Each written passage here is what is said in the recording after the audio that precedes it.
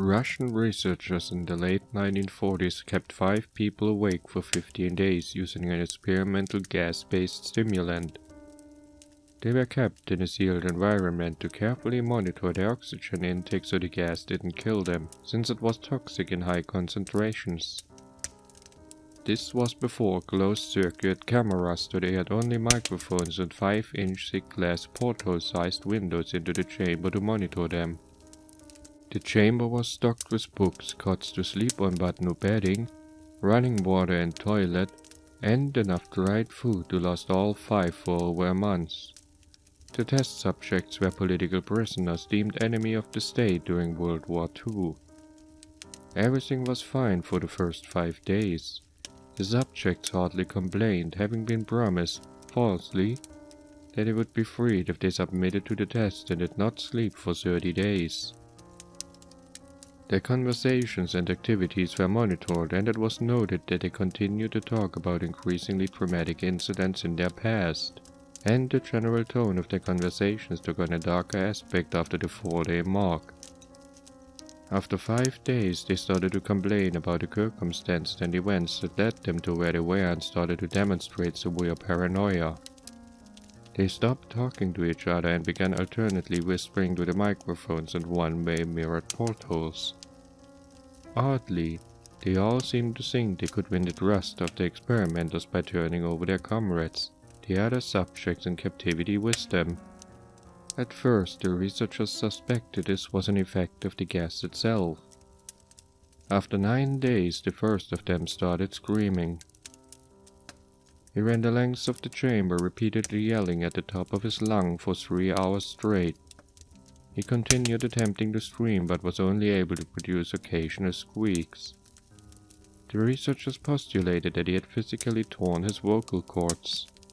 The most surprising thing about this behavior is how the other captives reacted to it, or rather, didn't react to it.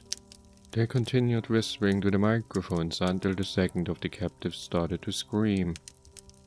The 2 non-screaming captives took the books apart, smeared page after page with their own feces, and pasted them calmly over the glass portholes. The screaming promptly stopped. So did the whispering to the microphones.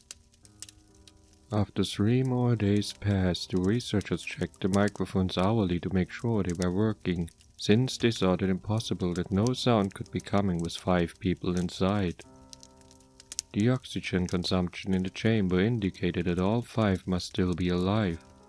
In fact, it was the amount of oxygen 5 people would consume at a very heavy level of strenuous exercise. On the morning of the 14th day, the researchers did something they said they would not do to get a reaction from the captives. They used the intercom inside the chamber, hoping to provoke any response from the captives they were afraid were either dead or vegetables. They announced, "We are opening the chamber to test the microphone. Step away from the door and lay flat on the floor, you will be shot. Compliance will earn one of you your immediate freedom." To their surprise, they heard a single phrase in a calm voice respond, "We no longer want to be freed." Debate broke out among the researchers and the military forces funding the research. Unable to provoke any more response using the intercom, it was finally decided to open the chamber at midnight on the 15th day. The chamber was flushed with the stimulant gas and filled with fresh air, and immediately voices from the microphones began to object. 3 different voices began begging, as if pleading for the life of loved ones, to turn the gas back on. The chamber was opened and soldiers sent in to retrieve the test subjects. They began to scream louder than ever, and so did the soldiers when they saw what was inside. 4 of the 5 subjects were still alive, although no one could rightly call the state they were in life. The food rations past day 5 had not been so much as touched. There were chunks of meat from the dead test subjects' thighs and chest stuffed into the drain in the center of the chamber, blocking the drain and allowing 4 inches of water to accumulate on the floor. Precisely how much of the water on the floor was actually blood was never determined. All 4 surviving test subjects also had large portions of muscle and skin torn away from their bodies. The destruction of flesh and exposed bone on their fingertips indicated that the wounds were inflicted by hand, not with teeth as the researchers initially thought. Closer examination of the position and angles of the wounds indicated that most, if not all of them, were self-inflicted. The abdominal organs below the ribcage of all 4 test subjects had been removed. While heart, lungs, and diaphragm remained in place, the skin and most of the muscle attached to the ribs had been ripped off, exposing the lungs through the ribcage. All the blood vessels and organs remained intact. They had just been taken out and laid on the floor, fanning out around the eviscerated but still alive bodies of the subjects. The digestive tract of all 4 could be seen to be working, digesting food. It became apparent that what they were digesting was their own flesh that they had ripped off and eaten over the course of days. Most of the soldiers were Russian special operatives at the facility, but still many refused to return to the chamber to remove the test subjects. They continued to scream to be left to the chamber and alternatively begging and demanded that the gas be turned back on, lest they fall asleep. To everyone's surprise, the test subjects put up a fierce fight in the process of being removed from the chamber. One of the Russian soldiers died from having his throat ripped out. Another was gravely injured by having his testicles ripped off and an artery in his leg severed by one of the subject's teeth. Another 5 soldiers lost their lives if you count ones that committed suicide in the weeks following the incident. In the struggle, one of the 4 living subjects had his spleen ruptured and he bled out almost immediately. The medical researchers attempted to sedate him, but this proved impossible. He was injected with more than 10 times the human dose of a morphine derivative and still fought like a cornered animal, breaking the ribs and arm of one doctor. His heart was seen to beat for a full 2 minutes after he had bled out, to the point there was more air in his vascular system than blood.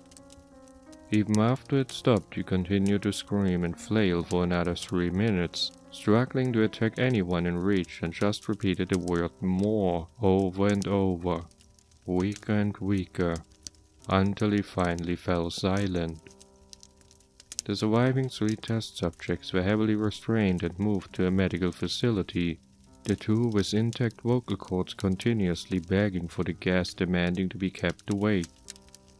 The most injured of the 3 was taken to the only surgical operating room that the facility had. In the process of preparing the subject to have his organs placed back within his body, it was found that he was effectively immune to the sedative they had given him to prepare him for surgery.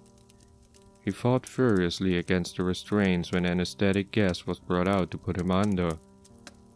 He managed to tear most of the way through a 4-inch wide ladder strapped on one wrist, even though the weight of a 200-pound soldier holding that wrist as well. It took only a little more anesthetic than normal to put him under, and the instant his eyelids fluttered and closed, his heart stopped. In the autopsy of the test subject that died on the operating table, it was found that his blood had tripled the normal level of oxygen. His muscles that are still attached to his skeleton were badly torn, and he had broken 9 bones in his struggle to not be subdued. Most of them were from the force his own muscles had exerted on them. The second survivor had been the first of the group of 5 to start screaming. His vocal cords destroyed, he was unable to beg or object to surgery, and he only reacted by shaking his head violently in disapproval when the anesthetic gas was brought near him. He nodded his head when someone suggested reluctantly to try the surgery without anesthetic, and did not react for the entire 6-hour procedure of replacing his abdominal organs and attempting to cover them with what remained of his skin. The surgeon proceeding stated repeatedly that it should be medically impossible for the patient to still be alive. One terrified nurse assisting the surgery stated that she had seen the patient's mouth curl into a smile several times whenever his eyes met hers. When the surgery ended, the subject looked at the surgeon and began to wheeze loudly, attempting to talk while struggling. Assuming this must be something of drastic importance, the surgeon had a pen and pad fetched so the patient could write his message. It was simple: keep cutting. The other two subjects were given the same surgery, both without anesthetic as well, although they had to be injected with a paralytic for the duration of the operation. The surgeon found it impossible to perform the operation while the patients laughed continuously. Once paralyzed, the subject could only follow the attending researchers with their eyes. The paralytic cleared their system in an abnormally short period of time, and they were soon trying to escape their bonds. The moment they could speak, they were again asking for the stimulant gas. The researchers tried asking why they had injured themselves, why they had ripped out their own guts, and why they wanted to be given the gas again. Only one response was given: I must remain awake. All three subjects' restraints were reinforced, and they were placed back into the chamber, awaiting their termination as to what should be done with them. The researchers, facing the arrests of their military benefactors for having failed the stated goals of the project, considered euthanizing the surviving subjects. The commanding officer and ex-KGB instead saw potential, and wanted to see what would happen if they were put back on the gas. The researchers strongly objected but were overruled. In preparation for being sealed in the chamber again, the subjects were connected to an EEG monitor and had their restraints padded for long-term confinement. To everyone's surprise, all three stopped struggling the moment it was let slip that they were going back on the gas. It was obvious that at this point all three were putting up a great struggle to stay awake. One of the subjects that could speak was humming loudly and continuously.